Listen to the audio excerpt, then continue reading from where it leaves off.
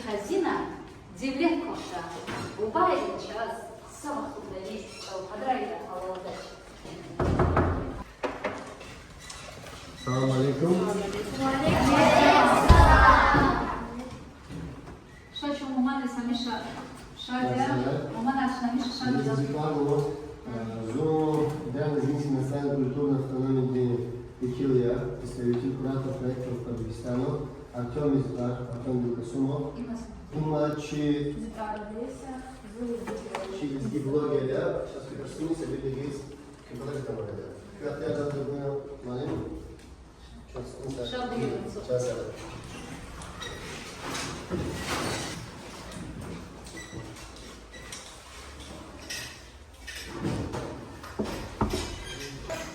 Şahse atanma, muhmana, hoş bilirdi, abdulma ve bizgi adetrodi, şuna kuşun kolaya dağılmadı. Salam gana, ima çakalı tartasuna ata şahs yemalika sektira salam gana. Kolaya, te haftetin diyor ya. Te haftetin temisi. Na haftetin diyor ki? Arbiye. Bakar diyor mu?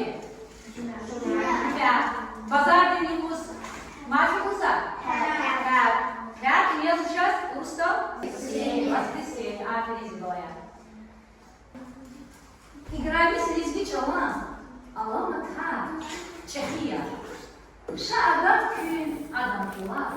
Амса рах исшмия. Зилезгичал. Закалайся багади. Чхыз ваза жуван вихвинурара. Дедин нес. İgramiti Aladin, Tuzvaydi, Ümürdün Zunguraraya.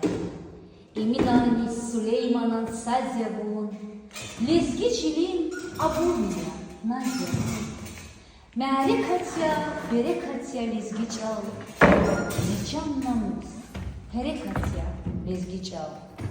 Deh zamanı Süret Yavun, Lezgiçal, Çi ilham din, Divlet Yavun. Lezgiçal.